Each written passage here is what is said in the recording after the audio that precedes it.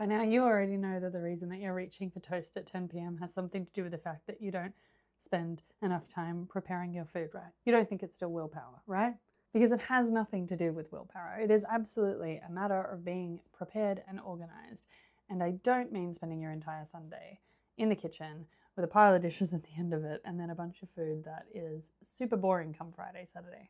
Hey, I'm Paige, certified personal trainer, yoga teacher, and life coach, and I work with busy women who want to feel strong, healthy, and capable without their wellness routine taking over their life. Meal prep used to be something that I loved, and then it was something that I dreaded. Somewhere between actually kind of caring about my career and then having kids, spending an entire day at the farmer's market, and then going to all the other shops, and then cooking all the things, and then cleaning up all the things, it just became too much. So now I spend just over an hour most weeks preparing almost the entire week's worth of food.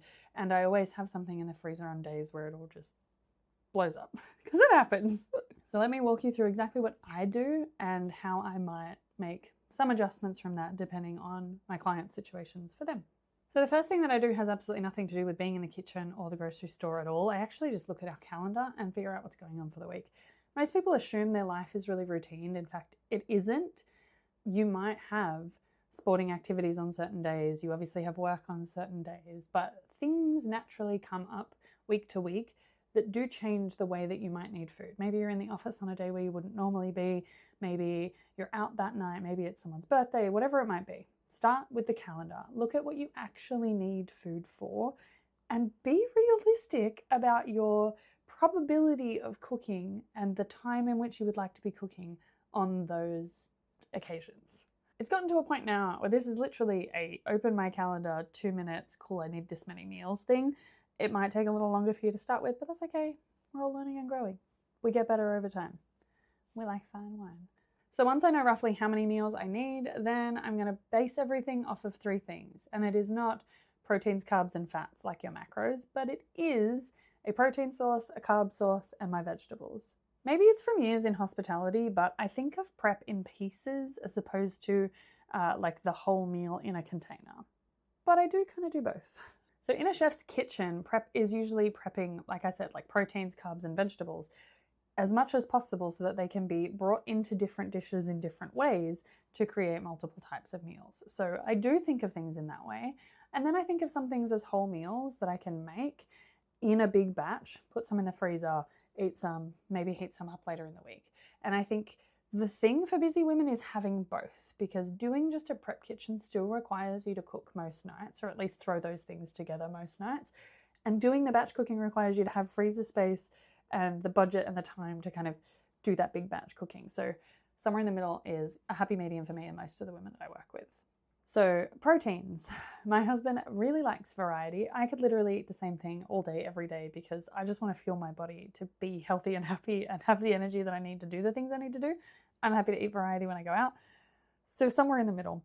I will typically pick 3 different proteins for the week, and we will have those 3 proteins across kind of the 5 or 6 days that I prep for, but we'll have them differently. So when it comes to prepping proteins, this is totally going to depend on what kind of foods you like to eat and what flavors you like and how many meals you want to make. But what I would typically do is marinate anything that should be cooked fresh. So for instance, we have salmon usually once a week. We don't like to reheat salmon in this house. So I will prep that by marinating it in whatever seasoning we're going to have, and it will just sit there ready to then be pulled out and cooked the night that we're going to cook it fresh. So I don't have to do any of the messy stuff. I don't have to get out any spices, any measuring. I just throw it in the pan, cook it, done. For other things, it is kind of chopping it up, marinating it, putting it back in the fridge, or maybe chopping it up, marinating it, and cooking it. So I've kind of got to figure out what I need. For this week, just as an example, I marinated the salmon for us to cook. I threw some steak into the slow cooker, which will then slowly cook through the day, and then I'll pull it apart and put it into a container. We'll have that in 2 different ways this week. I also threw some chicken into the oven to bake. Some of it was seasoned and put straight into meals. Some of it will just be shredded for sandwiches. So all of that didn't really take that long because I didn't have to do that much in terms of chopping. The oven's going, the slow cooker's going, the other stuff is straight in the fridge, and then the rest of the time is just waiting so I can do other things. The other things generally starts with the next longest part of the process, which is your carbs or your grains. So this is things like potatoes, pastas, rice, that kind of stuff, depending on what you like. Do what you want. Investing in a rice cooker was the best thing that I ever did as a mum because I never had one before that. Why not? I don't know. But I just throw rice in there and it cooks, and I can cook a huge batch of it. And you can freeze rice and reheat it if you didn't know. And that is a game changer for me. So I will put on the rice cooker at the same time as everything else is kind of going on. If we're having pasta, I will cook the pasta. You can also freeze that. And here's a fun little fact.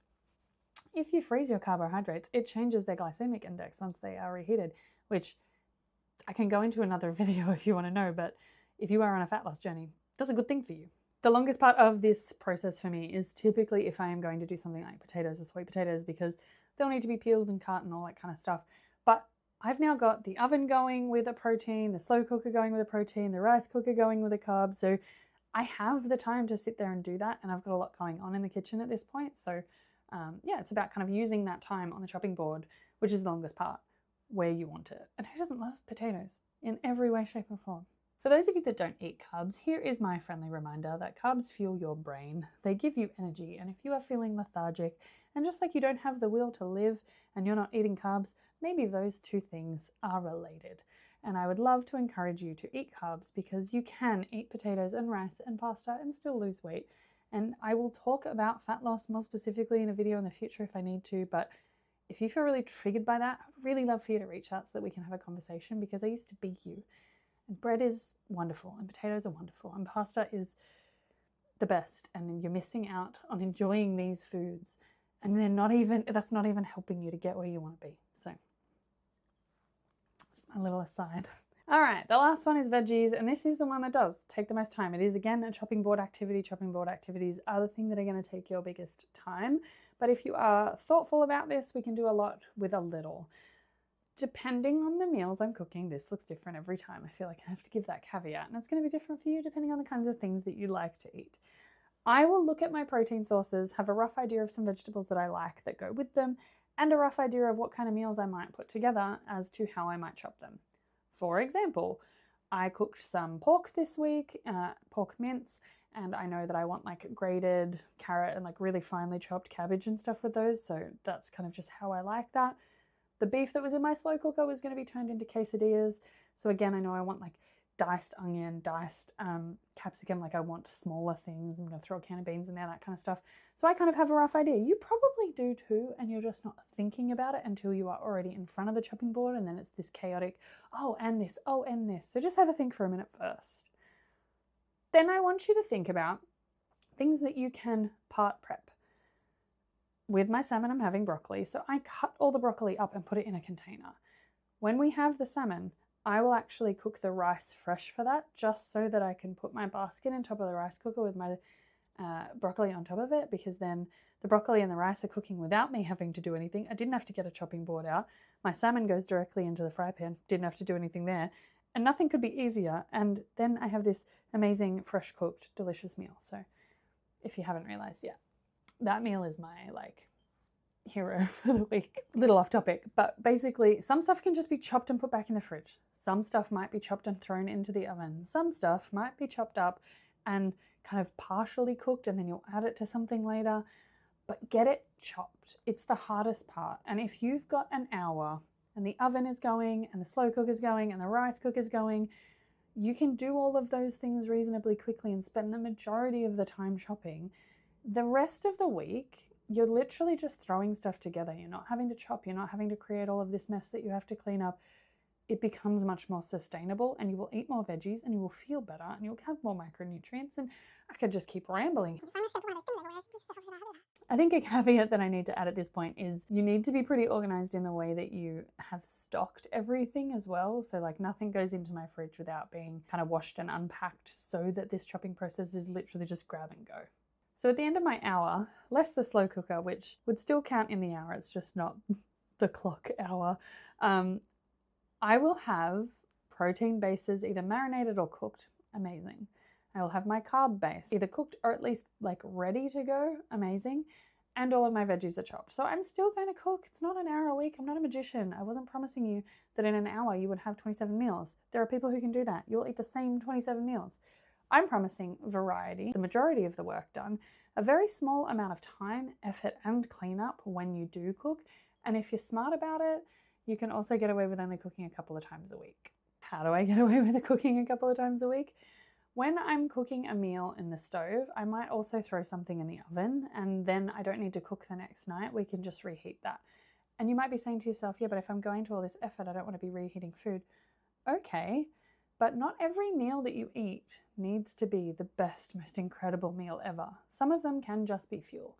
Some of them can be less than optimal because it meant that you only cooked 3 nights this week. You prepped for an hour, spent 30 minutes 3 nights a week, and you ate fresh, home-cooked, cheap, delicious, nutritious meals every single day.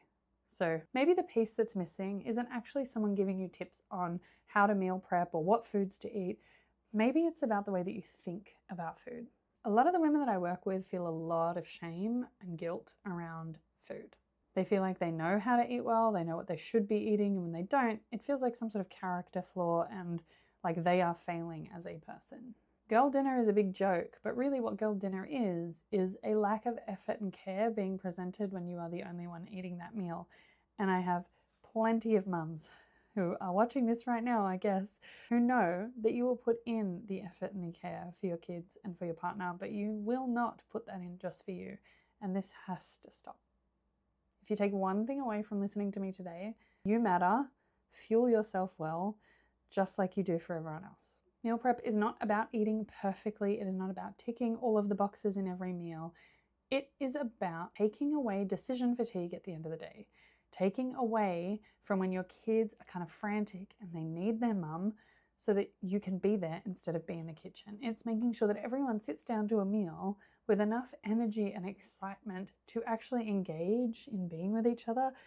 Food for humans is so much more than fuel. It's community and it's connection, and prepping in this kind of way might be the difference between sitting down and feeling shame and guilt over presenting takeaway or something less than kind of what your standard is, and instead kind of meeting this baseline of this is a good meal.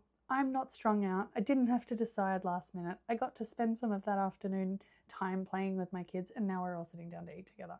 Hopefully you found this helpful, and if you did, it would mean a lot to me if you could like and subscribe, because those free actions go a long way to helping me give more of this kind of stuff away for free to help you and other women like you. If you haven't checked it out, you should watch my morning routine video, because it's, again, just a couple of small things that you might be able to start to sprinkle into your life to feel a little healthier and happier.